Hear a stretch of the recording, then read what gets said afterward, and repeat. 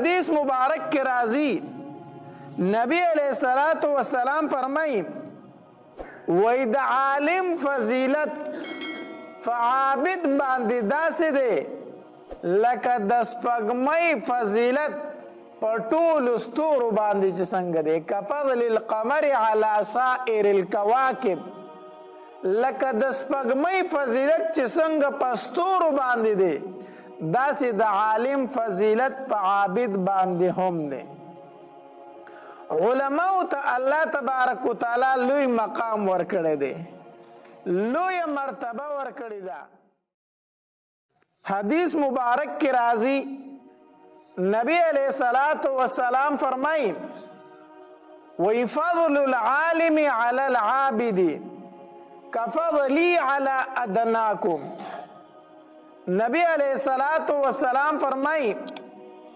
وای د عالم فضیلت په عابد باندې داسې دی یو انسان داسې دی چې علم یې کړی دی او دویم انسان هغه دی چې هغه عبادت گزار دی نبی علیہ الصلوۃ والسلام فرمایي وای د عالم فضیلت په عابد باندې داسې دی کفضلی علی ادناکم لکه زما فضیلت چې په یو عام صحابي باندې څنګه دی نبی علیہ الصلوۃ والسلام فرمایي بل حدیث مبارک کی راضی نبی علیہ الصلوۃ والسلام فرمائی وای د عالم فضیلت فعابد باندې داسې دی لکه د سپګمۍ فضیلت په ټولو ستورو باندې چې څنګه دی کفضل القمر علی سائر الکواکب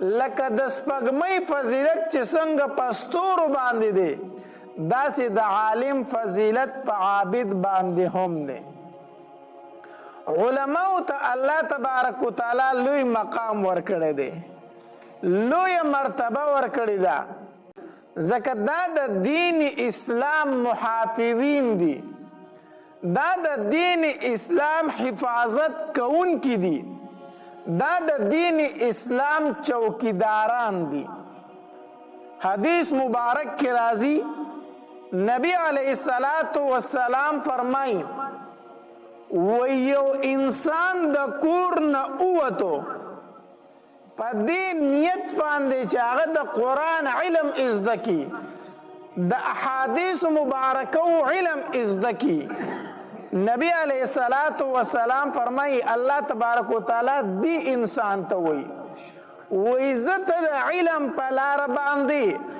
او ما درته د جنت لار آسانه کړه زه د جنت په دروازو باندې داخل شه حدیث مبارک کی راضی نبی علیہ الصلوۃ والسلام فرمایي کم انسان چې د علم د زده کولو د پاره د کور نه اوتو الله تبارک وتعالی فرشتو ته فرمایي اے فرشتو د دې انسان د خپو د قدمونو د لاندې تاسو خپل وزر خوري کوي بیا حدیث مبارک کی راضی نبی علیہ الصلوۃ والسلام فرمایي وای د دې انسان د پاره په اسمان کې فرشتي په هوا کې مارغان په سړو کې میږیان او په اوبو کې میان د دې انسان د پاره د مغفرت دعاګانې غواړي فرشتي وایي میان وایي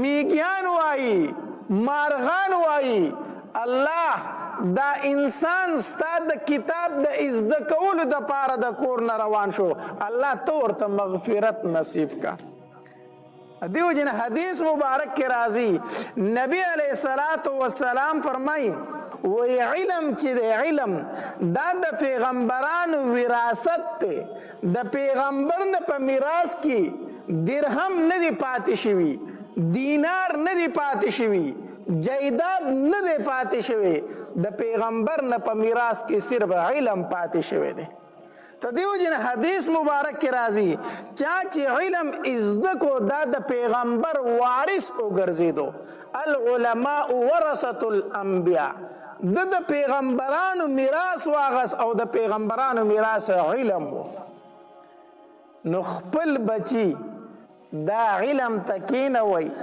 چې دا څه ازده کی دا په څه باندې پوه شي. دا طالبان د مدرسو دا مونږ ته داسې کمزورې غونته خلک ښکاري، دا مونږ ته معمولي غونته کې خلک ښکاري، خو دا د الله تبارک وتعالی په دربار کې ډېر لوړ مقام لري، ډېره لویه مرتبه لري. دا ځمکه چې دا د بادشاه رعایت نه کوي، دا د وزیر رعایت نه کوي، دا د خان او د ملک رعایت نه کوي. د زمانه بادشاه دی، وزیر دی، ملک دی، نواب دی، دا چې دی په دې خاورو کې کېښودو دا ځمکه د ده لحاظ نه کوي. دا نه وایي دا ځمکه چې زما غېږې ته بادشاه راغی، زما غېږې ته ملک راغی، زما غېږې ته وزیر راغی. دا ځمکه چې رعایت کوي صرف د دې حافظ قرآن رعایت کوي. د دې مدرسې د دې طالب زو تو چې ورته چڼې وایو دا ځمکه د دې رعایت کوي. حدیث مبارک کې راځي نبی علیه الصلاة والسلام فرمایي اذا مات حامل القرآن، کله چې حافظ قرآن وفات شي اوحى الله الى الارض، الله تبارک وتعالی ځمکې ته وحی وکي الله تاکل لحمه، ای ځمکې د دې حافظ قرآن غوښې به ته نه خوري. په ځمکه باندې الله د حافظ قرآن غوښې حرام کړي دي. ای ځمکې د دې حافظ قرآن غوښې به نه خوري. دا معمولی انسان نه دی، د ده په سینه کې 6666 آیتونه مبارکه پراته دي. د ده په سینه کې د بخاري احادیث پراته دي، د ده په سینه کې د مسلم شریف احادیث مبارکه پراته دي. الله تاکل لحمه، ای ځمکې د دې حافظ قرآن غوښې به نه خوري. ځمکه جواب ورکوي الله تبارک وتعالی ته.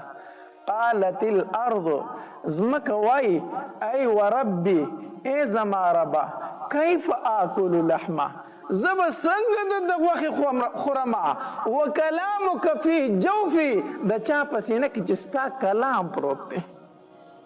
ځمکه وایي الله د ده غوښې زه څنګه وخورم، د ده په سینه کې خو ستا کلام پروت دی، نو زه به د ده غوښې څنګه خورم. ځمکه د هیڅ چا لحاظ نه کوي، ځمکه د هیڅ چا رعایت نه کوي، د بادشاه نه کوي، د وزیر نه کوي، د ملک نه کوي. ځمکه چې رعایت کوي د حافظ قرآن رعایت کوي. حدیث مبارک کې راځي نبی علیه الصلاة والسلام فرمایي من جاءه الموت، هغه انسان چې هغه ته مرګ راشي وهو يطلب العلم، په داسې شان کې چې د علم ازده کو. یو انسان دی او هغه ته مرګ راغی او د طلب د علم کې د قرآن علم ازده کو، د حدیث علم ازده کو. حدیث مبارک کې راځي لیحیی به الاسلام، علم دې د پاره نه ازده کو چې ما ته په امامتي میلو شي، علم د معارضو د پاره د جګړو د پاره نه ازده کو، علم دې د پاره نه ازده کو چې زه بل سړی سپک کم او کمزوری کم او ځان پې اوچت ثابت کم، علم دې د پاره نه ازده کو چې ما ته مو شهرت میلو شي او ما ته مشهورتیا میلو شي او خلک به چې لوی عالم دی او خلک به ما ته کینی او پاسی. نه که علم د دې د پاره زده کو چې په علم باندې زه شهرت وګټم، مشهور شم پې، خلک به چې لوی عالم دی. که علم دې د دې د پاره زده کو چې ما ته په دنیا میلو شي، د الله د رضا د پاره د علم نه زده کو. د دې عالم متعلق نبی علیه الصلاة والسلام فرمایي وی اور د جهنم به په عمل عالم باندې ګرمولی شي. داسې عالم چې په خپل علم باندې عمل نشته دی، نو نبی علیه الصلاة والسلام فرمایي په داسې عالم به اور د جهنم ګرمولی شي، یعنی د ټول نه مخکې به دی اور ته غورځولی شي.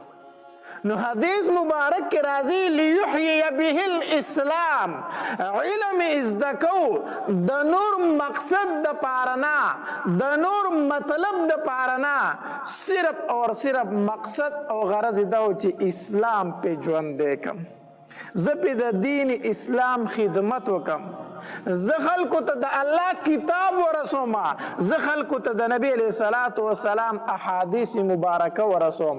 نو د مشکات شریف حدیث مبارک ته نبی علیه الصلاة والسلام فرمایي فبینه وبین النبیین درجة واحده، د دې انسان او د پیغمبرانو په منځ کې به صرف یو درجه فرق، مرګ ورته راغی په داسې حالت کې راغی چې د علم زده کو، دا طالب العلم په طالبۍ کې شهید شو، مړ شو.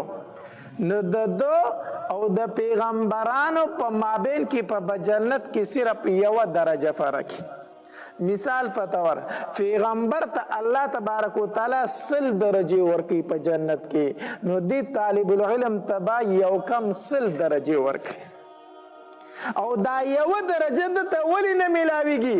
ځکه هغه انبیا دي، پیغمبران دي، او دی پیغمبر نه دی، دی به ځکه د پیغمبر. نو مقصد دا دی چاته چې په طلب د علم کې مرګ راغی، دی به د پیغمبرانو په ګاونډ کې پاتې کېږي، دی به د پیغمبر ګاونډي وي.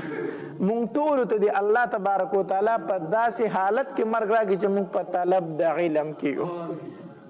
علماء لیکلی دي و یو سړی دی او هغه ته دا فتح ولګېده چې زم مړ کېږم، دی دې په دې وخت کې کوم عمل وکړي چې په هغه عمل کې دله مرګ راشي او د دنیا نه پکې رخصت شي، کوم عمل دی وکړي؟ تا ته به څنګه پته لګي کله ناکله ډاکټرانې چوټي کړي که نه، یا زه ته پې هم پوهېږو چې د حالت سخت دی، دی د مرګ دی، نو دی په دې ټایم کې کوم عمل شروع کړي چې دی په هغه عمل کې د دنیا نه رخصت شي. علماء لیکلي په دې ټایم کې د دې طالب د علم جوړ شي، طالب د علم دی جوړ شي، ځان ته د یو تن کښېنئ او هغه ته دی وایي چې ما ته د دین یوه مسله ښیه چې زه یې درنه زده کوم، ما ته د دین خبرې کوه چې زه یې درنه زده کوم، ما ته احادیث ښایه، ما ته یو آیت ترجمه کوه چې زه یې زده کوم، چې ما ته الله په دې حالت کې مرګ راولي چې زه په طلب د علم کې مړ شم. نو چې په طلب د علم کې وفات شو او مړ شو، نو د چا ګاونډ کې به په جنت کې؟ د پیغمبرانو په ګاونډ کې به وي. علم دومره لوی څیز دی، دومره لوړ مقام لري، دومره لویه مرتبه لري. حدیث مبارک کے راضی نبی علیہ الصلوۃ والسلام فرمائی اذا مات الانسان انقطع عنه عمله الا الثلاث. نبی علیہ الصلوۃ والسلام فرمائی حدیث مبارک تے کله چې یو انسان وفات شي د اعمال سلسله ختم شوه، کله چې انسان مړ شي د اعمال سلسله څه شوله؟ ختم شوه. دا خو مونږ ژوندي یو الحمدلله، منظم کو، ذکرم کو، حجونم کو، تلاوتونم کو، عمرې لم تللی شو، هر نیک عمل کولی شو چې ژوندي یو، خو چې کله مړه شو د اعمالو سلسله څه شوله؟ ختمه شوه.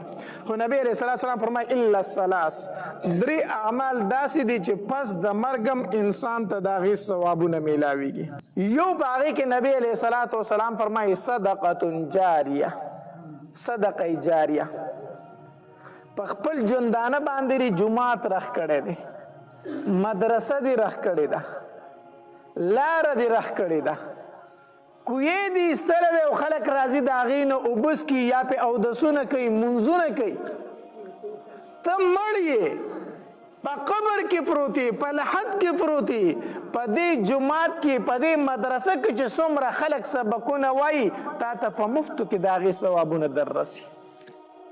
کوی دی ایستلی دی، خلک د هغې نه اوبه څښي، ته مړ یې، په لحد کې پروت یې، خو څوک چې د هغې نه اوبه څښي د هغې ثواب تا ته میلاویږي.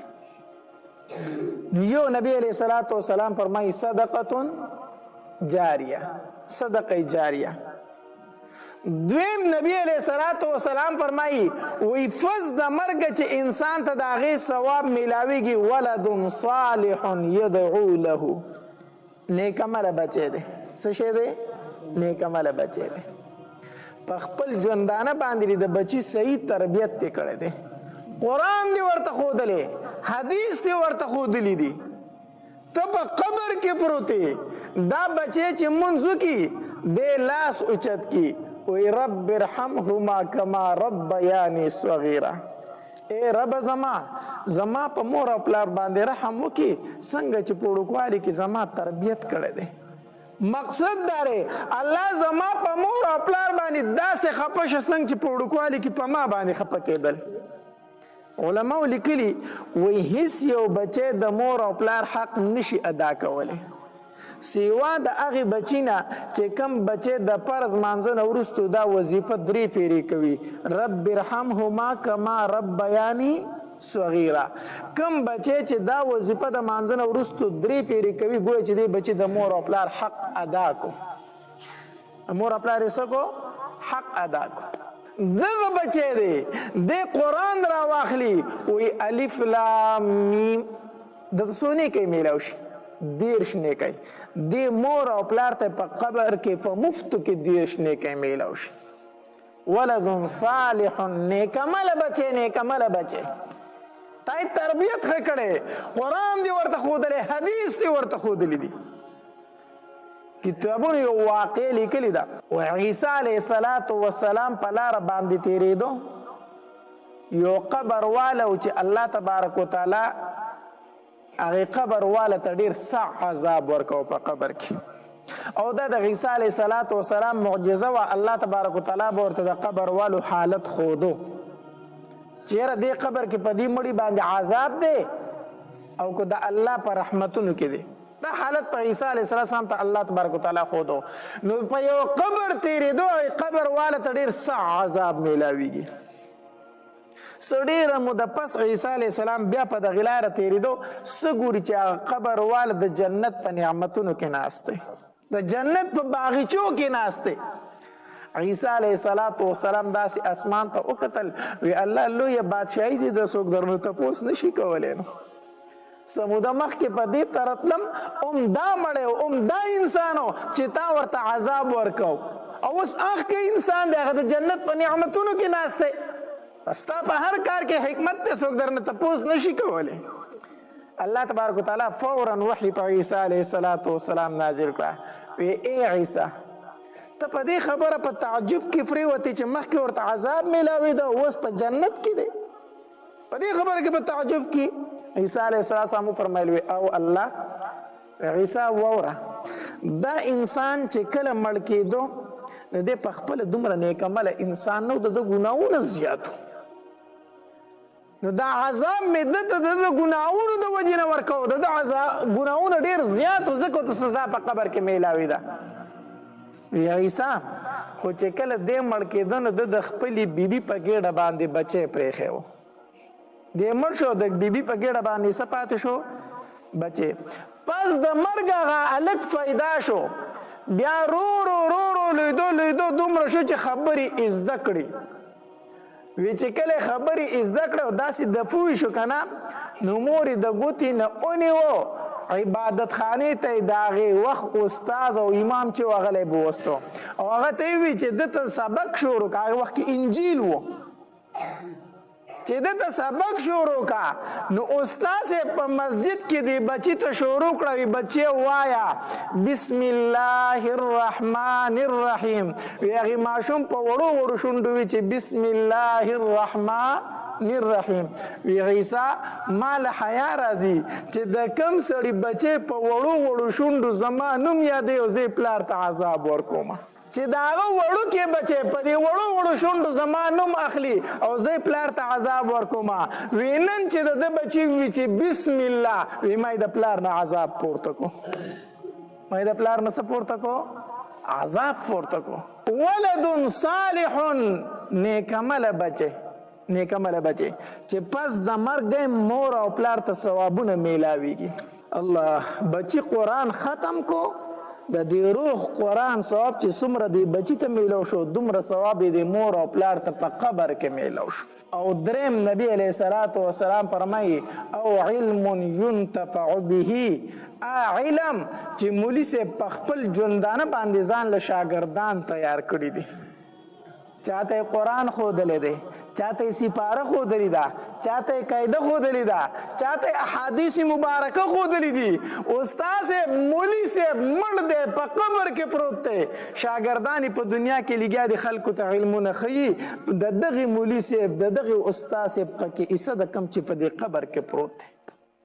شاګردانو په اعمالو کې د دې عالم د دې مولي صاحب څه ده حصه ده. نو او علم ينتفع به، علم چې پس د مرګ په هغې سره څه اخیستلی کېږي؟ پیدا اخیستلی کېږي. علم دا ډېر لوړ څیز دی، دا ډېر قیمتي څیز دی، ډېر قیمتي څیز دی. الله خلک وی و یاره زه به بچي باندې علم وکړم خو خوري به بیا سو، زه به بچي باندې علم وکړم مدرسې ته به یې بوځم خو خوري به سو. ښځه به څنګه ساتي، بچي به څنګه ساتي؟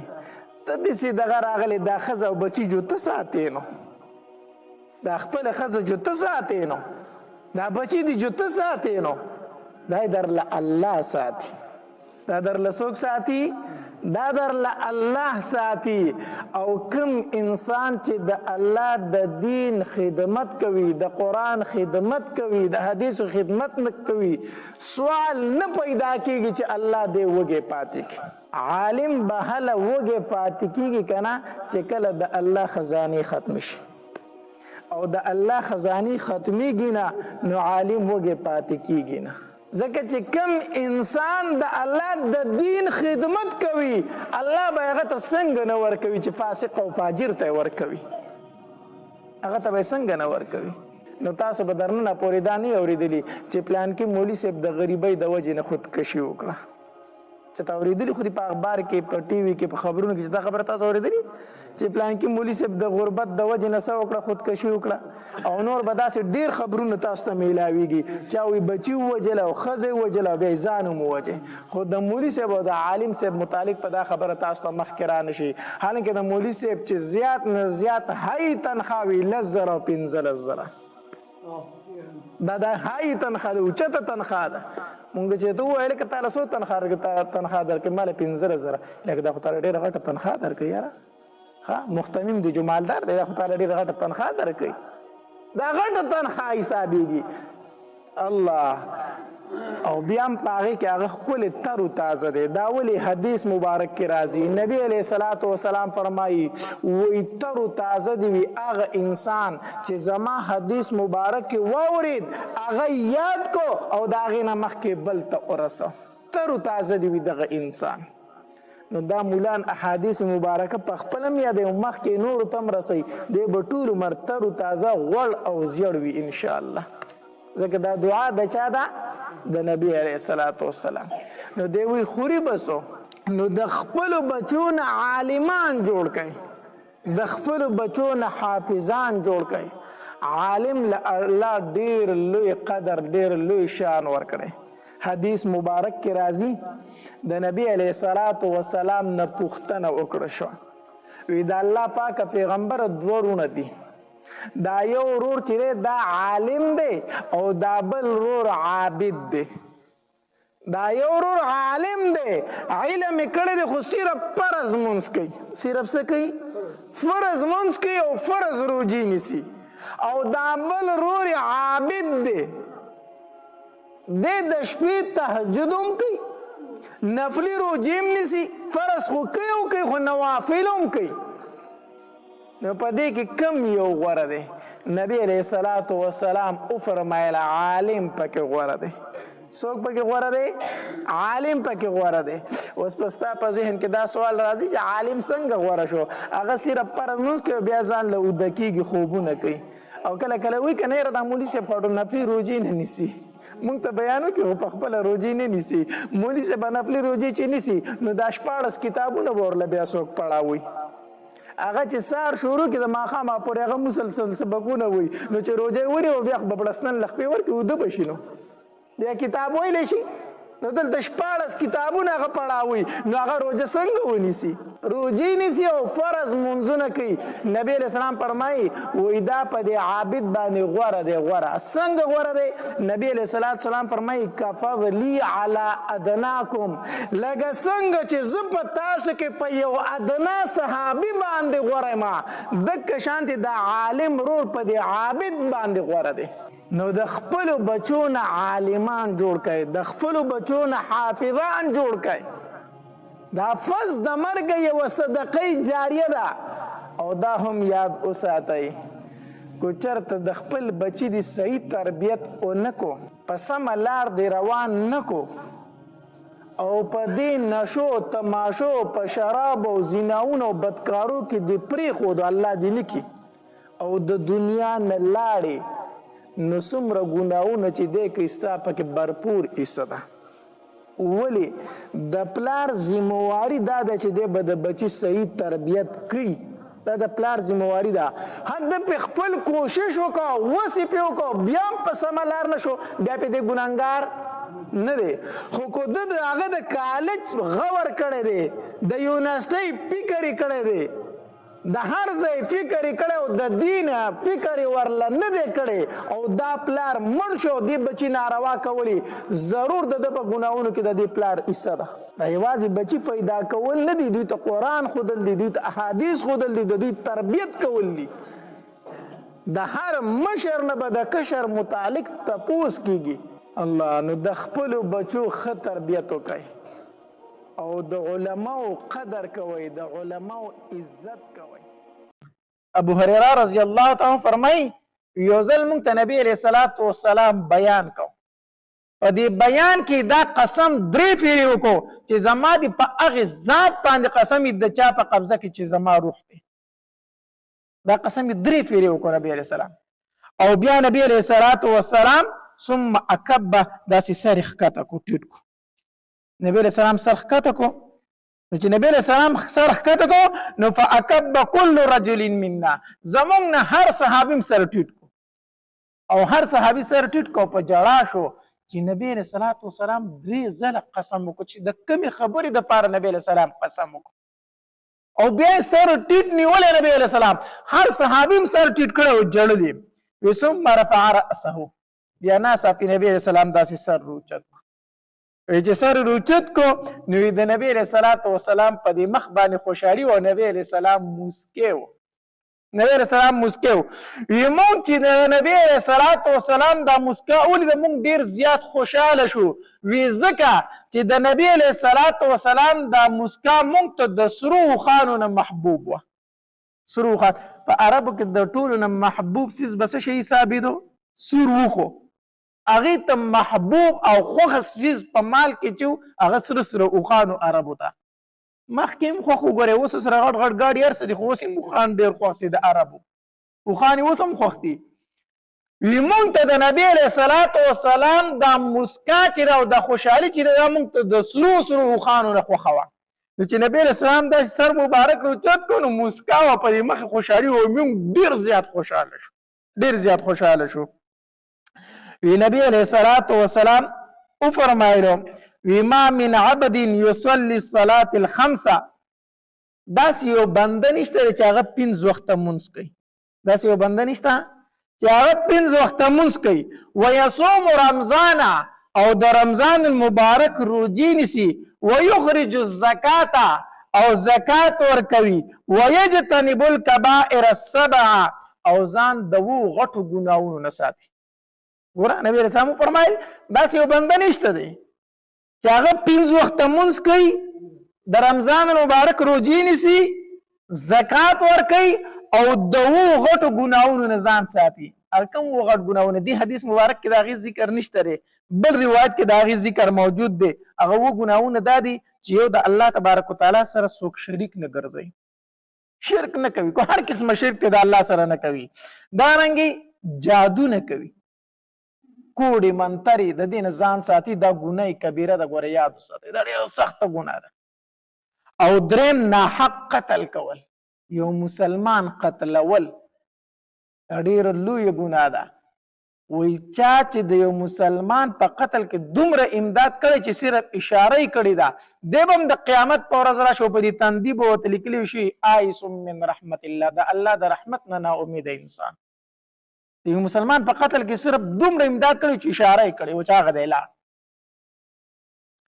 او بل نبی علیه الصلاة والسلام فرمایي چې سود نه کوي سود او دارنګې د یتیم مال خوړل د یتیم د مال نه ځان ساتي او په میدان جنگ کې شا ګرځول کافرو ته دا هم ګناه کبیره ده او دارنګې په پاکو ښځو باندې تهمت لګول دغه اووه ګناهونه داسې دي که نه چې دا انسان هلاکوي ګورئ پاک دامنو ښځو تهمت لګول الله دې زموږ په حال رحم وکړي نن سبا به تاسو کتلي که نه د دوو تنو جنګ شي نو ستا مور داسې او ستا خور داسې او د پلانکې زویه د پلانکۍ زویه څومره کنځل کوي هغه غریبه د ځان نه خبر هم نه دی ورله د مور نعوذ بالله زیناکاره کي خور وله بدکاره کي څومره ناکاره کنځلې وکړي دا د پاک دامنې ښځې تهمت ونه لګاو دا ګناه کبیره ده انسان هلاکوي انسان نو نبی علیه الصلاة والسلام وفرمایي د دې اووه ګناهونو نه ځان ساتي انسان د دې اووه ګناهونو نه ځان ساتي ګوره څه کوي مونځ کوي زکات ورکوي د رمضان مبارک روجې نیسي او دارنګې د دې اووه غټو ګناهونو نه ځان ساتي دا اووه ګناهونه چې ما درته وویلو د الله سره شرک کول جادو کول ناحق قتل کول د سود کول د یتیم مال خوړل په میدان جنگ کې کافر ته شا ګرځول او په پاک دامنو ښځو باندې تهمت لګول د دې اووه غټو ګناهونو نه ځان ساتي نبی علیہ الصلوۃ والسلام فرمای الا فتحت له ابواب الجنه د پاره د جنت ټول دروازې کولا وکړي شي د پاره د جنت ټول دروازې کولا وکړي شي او دته به ویل شي وقيل له ادخل بسلام نبی علیہ الصلوۃ والسلام فرمای وای د داسې انسان د پاره به د جنت دروازې کولو شي او الله تبارک وتعالی به ورته وفرمایي چې جنت ته په سلامتیا باندې داخل شه جنت ته سلامتیا باندې داخل شه ګوره څومره آسان اعمال دي او کاش چې مونږ کولې د مونځ پابندي خو کولې د رمضان مبارک روجې خو نیولې زکات خو ورکولې او دغرنګې د حرامو نه مو ځان ساتلی ځکه دا ګوره یو خبره یاد وساتئ احادیث مبارکه وکړي چې څومره د نیکو اعمالو ذکر راغلی دی او په دې باندې د ثوابونو ذکر راغلی په دې کې دا شرط دی چې انسان حرامه ګورې نه کوي انسان څه نه کوي حرامه نه کوي ځکه که په ګېډه کې حرامه پرته ده نو خو هغه مونځ هم نه قبلیږي هغه روژه هم نه قبلیږي هغه زکات هم نه قبلیږي نو بیا بې ثوابونه د کم طرفه شو نو که ته چې دا خو آسان کار دی مونځ کوه زکات ورکوه د رمضان مبارک روجې نیسه او جنت ته به ځې نو ټیک دی ولې ضرور به جنت ته ځې خو چې په ګېډه کې دې څه نه وي حرامه نه وي که نه که په ګېډه کې د حرامه دا ټول کوو نو دا قبول نه دي نو د حرامو نه ځان ساتل په هر نیک عمل کې ګورې شرط دی شرط داسې ښایسته بیانات اورېدلو دپاره زموږ د یوټیوب چینل واجد اسلامیک سټوډیو سبسکرایب کړئ په دې به تاسو ته انشاءالله العزیز ښایسته واقعګانې او بیانات میلاویږي او د غنټې د نشان سره کلک کړئ چې تاسو ته آینده نوې ویډیوګانې مخې ته راځي او د خپلو ملګرو سره لازم د ثواب په نیت باندې شریک کړئ. والسلام ډېره مننه.